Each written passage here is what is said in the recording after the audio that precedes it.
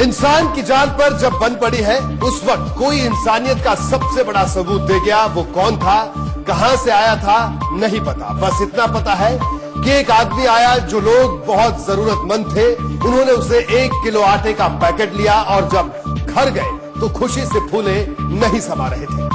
ये घटना है सूरत के रांदेड़ की, जहां पर एक आदमी आकर ये ऐलान कर रहा था जिनको 1 किलो आटा चाहिए वो आएं और ले जाएं।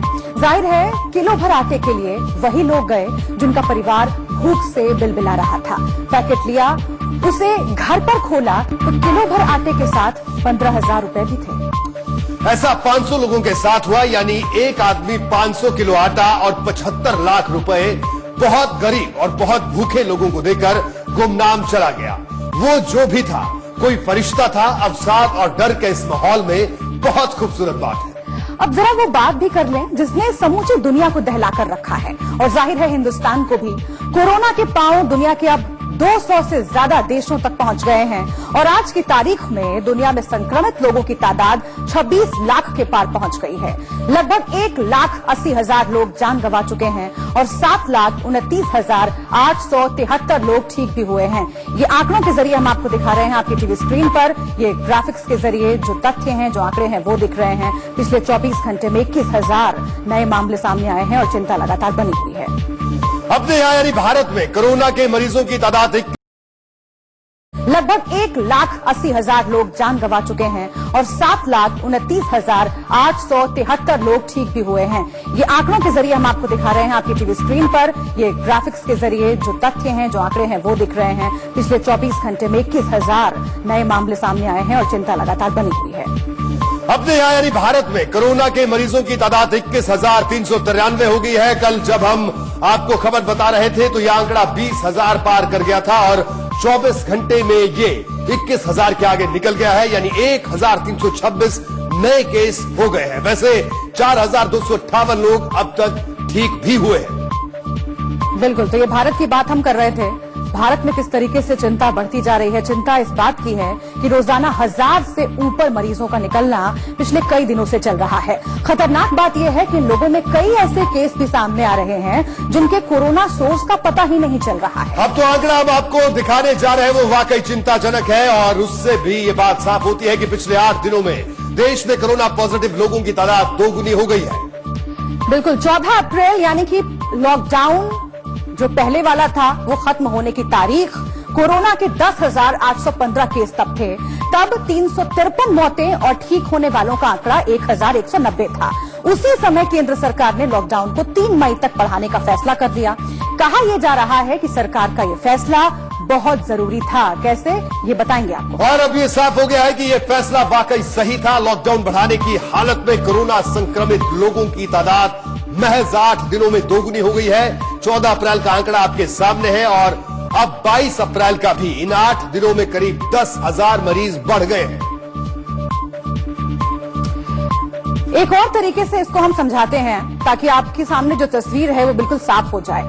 75 दिन में कोरोना संक्रमित लोगों की तादाद देश में 10,000 हो गई है और पिछले 8 दिनों में ये डबल हो गई है। यानी जो 75 दिन में हुआ वो महज 8 दिन में ही जो चीज सामने आ गई, वो जो तस्वीर सामने आई वो सचमुच बड़ी हैरान करने वाली है।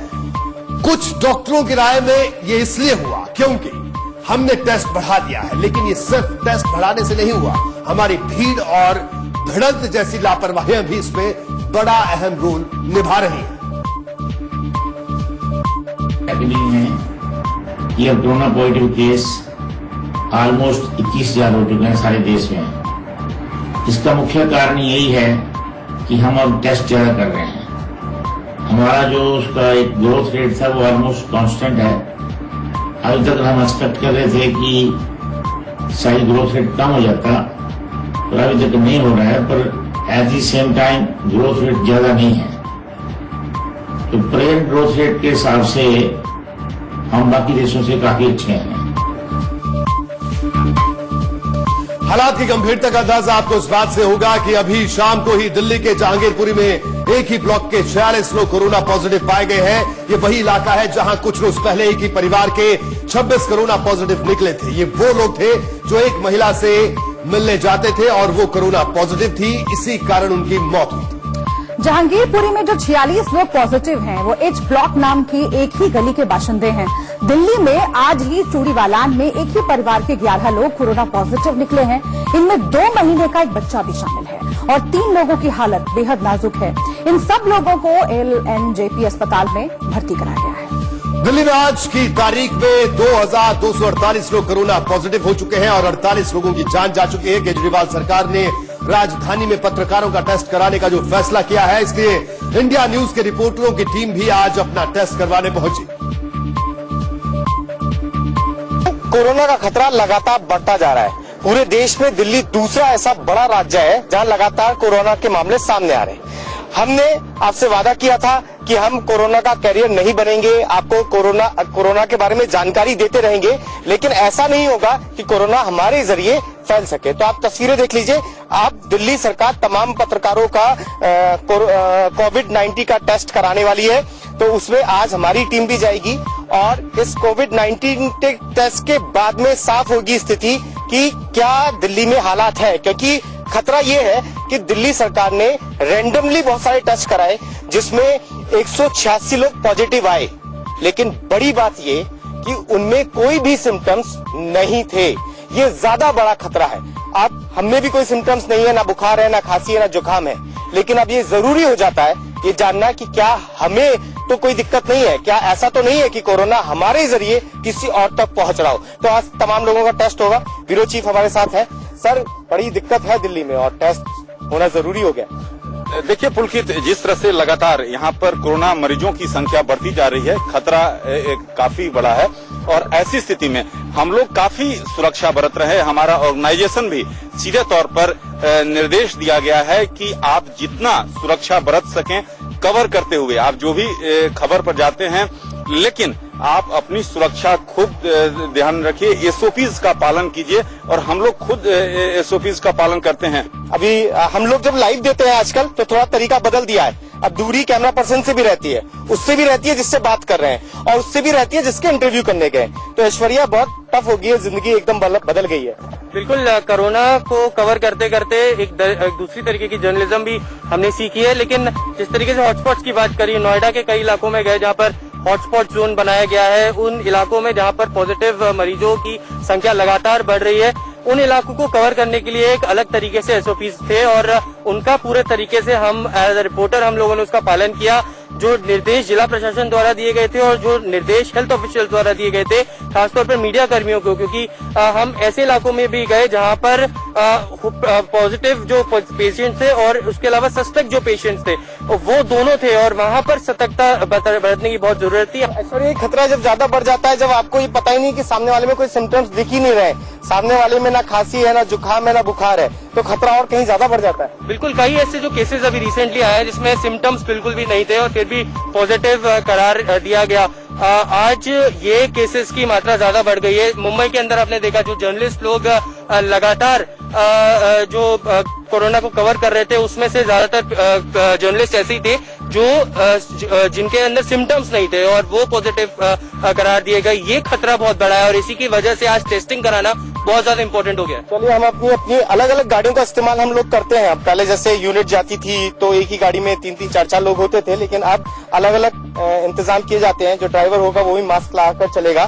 तो इस तरीके से जिंदगी में बदलाव आया है और कोशिश पूरी तरीके से ये है कि आप कोरोना की खबरें तो सुने हमारे जरिए, पर ये ना सुने कि हमने कोरोना को फैला हमारी वजह से फैला या हम उसके कैरियर बन गए। ये हमारी हमेशा से कोशिश रहती है और यही वजह है कि जब दिल्ली सरकार ने कहा कि टेस्ट कराएंगे तो हम लोगों ने पहल करते हुए दिल्ली सरकार के आदेशानुसार तमाम लोग टेस्ट करा रहे ताकि किसी भी तरीके से संक्रमण ना फैले। तो आपने पुलकित नागर की रिपोर्ट देखी कि किस तरह से हमारी टीम भी कोरोना टेस्ट कराने पहुंची। बहरहाल अगर दिल्ली की बात की जाए तो आज 3 नए हॉटस्पॉट सामने आए हैं और इन 3 नए हॉटस्पॉट के आने के बाद दिल्ली में जो टोटल हॉटस्पॉट है उनका आंकड़ा 92 पहुंच चुका है, यानी 92 कुल हॉटस्पॉट दिल्ली में हो चुके हैं। दरअसल जिस तरह से लगातार कोरोना मरीजों की तादाद बढ़ रही है और जिस तरह का माहौल देश भर में है, लॉकडाउन के दौरान है, घर से बाहर लोग नहीं निकल रहे हैं, ऐसे में एक जमात है जो मौका पाते ही गाड़ियों का काफिला बन जाती है। सब्जी मंडियों की बेकाबू भीड़ बन जाती है ये जमात, छोटी छोटी बात पर मारपीट और झड़प करती है, नाते रिश्ते निभाने और आवाजाही करने वाली जमात बन जाती है। और इन सब के कारण भी कोरोना के मरीजों की तादाद तेजी से बढ़ी है।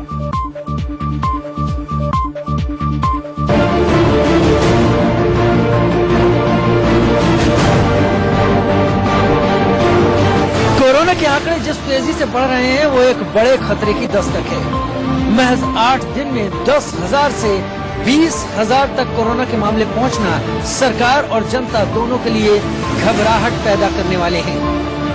यह आंकड़ा तब है जब लॉकडाउन काफी पहले लगा दिया गया और उसे बढ़ाया भी गया, लेकिन कोरोना के केस लगातार बढ़ते रहे। सोचिए अगर लॉकडाउन न होता तो हालात कितने भयावह हो सकते थे। इस बीच ये समझना भी जरूरी है कि कई ऐसी वजहें भी रहीं जो कोरोना के लॉकडाउन में तेजी से बढ़ने की वजह बन गई। वजह नंबर 1, तबलीगी जमातियों की लापरवाही। सबसे बड़ी वजह बने मरकज में जमा हुए तबलीगी जमाती, जिन्होंने देश के कोने कोने तक कोरोना को पहुंचा दिया। एक आंकड़े के मुताबिक देश में कुल कोरोना संक्रमित में से 1/3 तबलीगी जमाती हैं। तबलीगी जमातियों में विदेशी लोग भी शामिल हैं। ऐसा भी शक है कि कई विदेशी कोरोना संक्रमण बाहर से लेकर आए और मरकज में जमात के दौरान उसका संक्रमण फैल गया। उसके बाद बाकी की कहानी मौलाना साहब के चेलों ने पूरी कर दी।